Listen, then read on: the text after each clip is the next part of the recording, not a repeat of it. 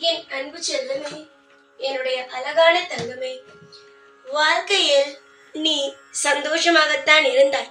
எப்பொழுது ஒரு குடும்பம் உன்னுடைய வாழ்க்கைக்குள் வந்து நுழைந்ததோ அப்பொழுதே உன்னுடைய வாழ்க்கையில் இருக்க நிறைய விஷயங்கள் உன்னிடமிருந்து பறிபோனது. நீ நினைத்து கூட பார்க்கவில்லை இது மாதிரியான ஒரு குடும்பம் வரும், தேவையே இல்லாமல் நம்மை கஷ்டப்படுத்தும் என்று. எப்பொழுதுமே உனக்கு ஒரு பெண்ணால் தான் கஷ்டம் வருகிறது. அது இப்பொழுது இல்ல, நீ சிறு வயதிலிருந்தே உனக்கு ஒரு பெண்ணால் தான் கஷ்டம் வருகிறது. எப்ப பார்த்தாலும் ஏதோ ஒரு சண்டை, பிரச்சனை, கண்ணீர் எல்லாமே மற்றவர்கள் தான் கொடுக்கிறார்கள். நீயும் என்ன தெரியுமா நினைப்பாய்? ஒவ்வொரு நிமிஷமும் என்ன தெரியுமா நீயும் நினைப்பாய்? எல்லோரிடமும் ஒற்றுமையாக இருக்க வேண்டும். எந்த ஒரு நேரத்திலேயும் யாருடைய முகத்திலும் அடித்தது போல பேசக்கூடாது. எல்லா நேரத்திலேயும் ஒரு நல்ல பெண்ணாகவும் மற்றவர்களுக்கு நல்லதொரு உதாரணமாகவும் இருக்க வேண்டும் என்று நினைப்பார். ஆனால் உன்னை யாருமே அப்படி விடுவதே கிடையாது. எப்ப பார்த்தாலும் உன்னிடம் சண்டைகள் தான். அதுவும் உன்னை பார்த்தால் எங்கிருந்துதான் பிரச்சனை வருமோ என்று தெரியவில்லை. எல்லா நிமிஷமும் பெண்களாலே உனக்கு பிரச்சனைகள் அனைத்து வருகிறது. சரி விடு, எல்லாவற்றையும் பார்த்து கொள்ளலாம். தங்கமே, சமீப காலமாக ஒரு குடும்பம் உன்னுடைய வாழ்க்கைக்குள் வந்தது. அந்த குடும்பம் ஒரு நண்பன் குடும்பமாக இருந்தாலும் எப்பொழுதுமே உன்னுடைய கணவனிடமோ இல்லை உன்னுடைய குழந்தைகளிடமோ ஏதாவது ஒரு குறை உன்னை பற்றியே சொல்லிக் கொண்டே இருக்கிறது. சரியா? ஏன் உங்க வீட்டுல இது சமைக்கலையா, அது சாப்பாடு செய்யலையா, இப்படி செய்யலையா, அப்படி செய்யலையா, இப்படி என்னுடைய குடும்பத்தை பாருங்க, நாங்க எப்படி குடும்பத்தை நடத்துறோம் என்று தற்பெருமை கொண்டே இருக்கிறார்கள். சமீப காலமாக வந்து பேசினாலும் சரிதான், யாராக இருந்தாலும் உன்னுடைய குடும்பத்தை தாழ்த்தி அவர்கள் குடும்பத்தை உயரமாக வைத்தே பேசுகிறார்கள். இதையெல்லாம் பார்க்கும் பொழுது உனக்கு என்ன தோன்றுகிறது? இவர்கள் ஏன் இப்படி செய்கிறார்கள்? குடும்பத்தை பிரிப்பது போலவே இப்படிப்பட்ட விஷயத்தை எல்லாமே செய்கிறார்கள். இதெல்லாம் சரியே இல்லை. இதற்கு தெய்வம் தான் ஒரு நல்ல பதிலை கொடுக்க வேண்டும் அவர்களுக்கு. நான் என்னென்ன கஷ்டப்பட்டு இந்த குடும்பத்தை நடத்துகிறேன் என்று எனக்கு மட்டும்தான் தெரியும். காசு இல்லாமலும் பணம் இல்லாமலும் ஒரு குடும்ப பொறுப்போடு, ஒரு வீட்டில் ஆள் இல்லாமலும் நான் மட்டும் குடும்ப பொறுப்போடு இருந்து ஒவ்வொரு விஷயத்தையும் நடத்தி கொண்டு இருக்கிறேன். ஒவ்வொரு விஷயத்தையும் நடத்தி கொண்டு இருக்கும் என்னிடம் வந்து இவள் இப்படி செய்யவில்லை, அப்படி செய்யவில்லை, ஏன் உன் குடும்பத்தில் இந்த ஒரு ஒற்றுமை இல்லை, அப்படி என்று ஏதேதோ பேசி குடும்பத்திற்குள் 1000 பிரச்சனைகளை உண்டாக்குகிறார்கள். இதெல்லாம் எதற்குத்தான் செய்கிறார்கள் என்றே தெரியவில்லை. என்று எதற்கு செய்கிறார்கள் என்றால் தற்பெருமை. அவர்கள் குடும்பத்தை நன்றாக நடத்துகிறார்களாம். அதை மற்றவரிடம் வெளியில் காட்டுவதற்காக ஒருவனை தாழ்த்தி பேசினால்தானே அவனுடைய வாழ்க்கையில் நான் இப்படி இருந்தேன், அப்படி இருந்தேன் என்று சொல்ல முடியும். இல்லை என்றால் எப்படி சொல்ல முடியும்? இப்பொழுது நீதான் வேலைக்கு போகவில்லை, அதனால் என்ன நினைக்கிறார்கள்? நீ பொறுப்பாக இல்லை என்று நினைக்கிறார்கள். ஆனால் நீயாக வீட்டில் இருக்கும் வேலைகள் அனைத்தையும் செய்து குடும்பம் முழுவதும் பார்த்து கொண்டு எல்லா விதத்திலும் கஷ்டப்பட்டு கொண்டு நீ எந்த அளவுக்கு மனவேதனையோடு வாழ்கிறாய் என்பது உன்னுடைய மனதுக்கு மட்டும் தெரியும். தெய்வம், நீ வணங்கும் தெய்வத்திற்கு மட்டுமே தெரியும். உன்னுடைய வாழ்க்கையை பற்றி யாருக்கும் தெரியாது. ஏனென்றால் நீ வெளியில் காட்டுவது கிடையாது. அதனால் எல்லோரும் சிலர் சந்தோஷமாக இருக்கிறார்கள் சிலர் என்று நினைக்கிறார்கள். சிலர் அவர்களுடைய வாழ்க்கையில் சந்தோஷமாக இருப்பதை வைத்து இவர் நம்மை விட கீழே தானே இருக்கிறார் என்று நினைத்து தற்பெருமையால் அதிகமாக அடுத்தவரை கஷ்டப்படுத்துகிறார்கள்.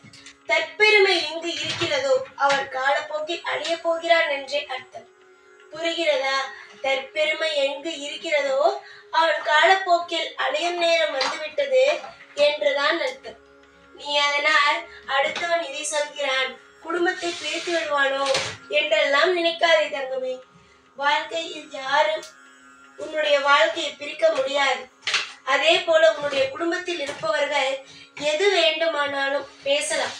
நீ இப்படி நடத்தவில்லை குடும்பத்தை, அப்படி நடத்தவில்லை, இந்த விஷயத்தை நீ செய்யவில்லை என்று. ஆனால் ஒவ்வொரு குடும்பத்தையும் நடத்தி பார்த்தால்தான் தெரியும்.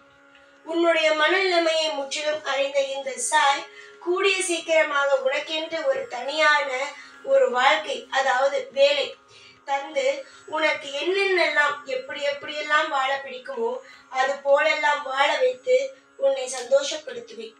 சமீபத்தில் உன்னுடைய குடும்பத்திற்குள் பூந்து ஒரு குடும்பம் ஆட்டி வைக்கிறது அல்லவா, அதை கூடிய சீக்கிரமாகவே உன்னுடைய குடும்பத்தில் இருந்து விரட்டுவேன்.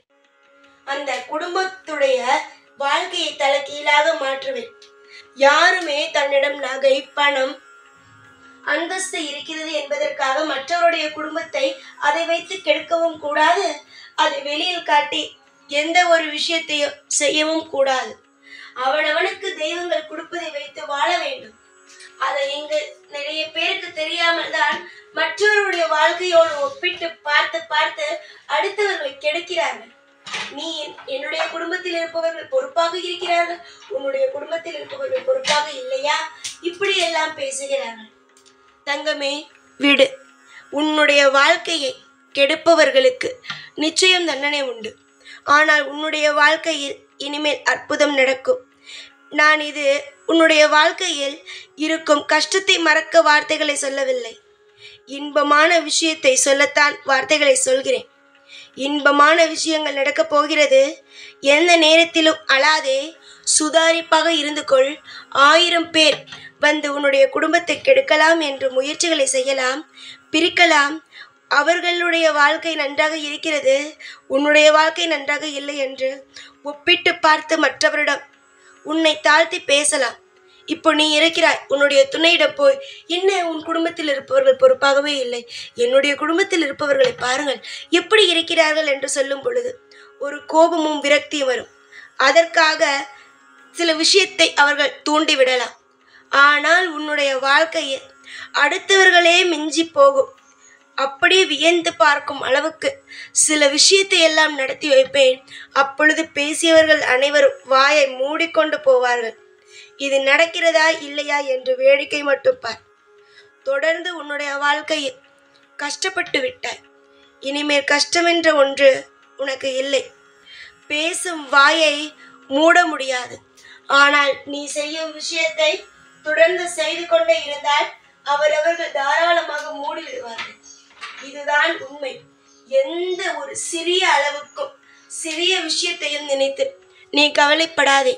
உன்னுடைய ஒவ்வொரு கவலைகளையும் அறிந்து தெரிந்து உன்னுடைய வாழ்க்கையில் ஒவ்வொரு விஷயத்தையும் இப்படிதான் நடக்கிறது என்று தெரிந்து நான் ஒவ்வொரு விஷயத்தையும் உனக்காக செய்து கொண்டே இருக்கிறேன். நிறைய பேர் உன்னுடைய வாழ்க்கையில் நீ பொறுப்பாக இல்லை என்று நினைக்கிறார்கள். ஆனால் நீ எந்த அளவுக்கு குடும்பத்தை ஒற்றுமையாக வைத்து கஷ்டப்பட்டு எந்த அளவுக்கு உன்னுடைய வாழ்க்கையை பார்க்கிறாய் என்பது உனக்கு மட்டுமே தான் தெரியும். அதனால் மற்றவர்கள் உன் குடும்பத்தை கெடுக்க நினைப்பதும் சொல்லிக் கொடுத்து உங்கள் இருவருக்கும் நடுவே இருக்கும் ஒற்றுமையை கெடுக்கலாம் என்று நினைத்தார்கள். ஆனால் அது அவர்கள்தான் தேவையில்லாத கஷ்டப்படுவார்கள். நம்பிக்கை வையுங்கள், குடும்பம் ஒற்றுமையாக இருக்கும். இதற்கு நடுவே போந்து யாரும் கெடுக்க முடியாது. நீ எங்கும் வேலைக்கு செல்லவில்லை என்பதற்காக உன்னுடைய வாழ்க்கையில் பொறுப்பாக இல்லை என்ற அர்த்தமும் கிடையாது. உன்னுடைய குடும்பத்தில் நீ என்னென்ன செய்கிறாய் என்பது தெய்வத்திற்கு தெரியும். அதை வைத்து சிலர் பணம் காசு சம்பாதித்தால் தான் பொறுப்பானவன், பணம் காசு சம்பாதிக்கவில்லை என்றால் பொறுப்பானவன் இல்லை என்று நினைக்கிறார்கள். பணம் காசு சம்பாதித்தாலும் சம்பாதிக்கவிட்டாலும் பொறுப்பு எப்பொழுதும் இருக்கும். சரியா? அதனால் நம்மிடம் ஒன்றுமே இல்லையே, அதனால் தானே நாம் எந்த ஒரு விஷயத்தையும் செய்யவில்லையே, அதனால் தானே எல்லோரும் நம்மை தாழ்த்தி பேசுகிறார்கள். அவர்கள் எல்லோரும் வேலைக்கு போகிறார்கள், சம்பாதிக்கிறார்கள். அதனால் தானே அவரவர்கள் நம்மை தாழ்த்தி அவர்கள் உயரத்தில் இருப்பது போல பேசுகிறார்கள். நமக்கு எப்பொழுது விடுவகாலம் வரும், நாம் எப்போ சம்பாதிப்போம், நாம் எப்போ நமக்கான காசுகளை நாம் சேர்ப்போம் என்று இது போல விஷயத்தை நினைக்காது. உன்னை நீயே தாழ்வாக நினைக்காது. அடுத்தவன் தான் தாழ்வாக பேசுகிறான் என்பதற்காக உன்னை நீயே தாழ்வாக நினைக்காது. அது இன்னும் கஷ்டத்தை உண்டாக்கும். உனக்கென்று ஒரு வேலை கிடைக்கும், உன்னால் அதனால் நீ நிறைய பணங்களை சம்பாதிப்பாய். நிச்சயமாக இன்னும் காலம் உனக்கு நிறைய இருக்கிறது. அந்த காலங்கள் ஆனது நிச்சயமாக உன்னுடைய வாழ்க்கையில் மிகப்பெரிய ஒரு அற்புதத்தை உண்டாக்கி தரும். அற்புதங்கள் கூடிய சீக்கிரமாக உன்னுடைய வாழ்க்கையில் நடக்கும். பணம் என்ன, நகை என்ன, எல்லாமே உனக்கு அளவுக்கு மீறி கிடைக்கும். சந்தோஷமாக இரு, எப்பொழுதும் உன் கூடவே இருப்பேன். இந்த சாய்நாள். ஓம் சாய்ராம்.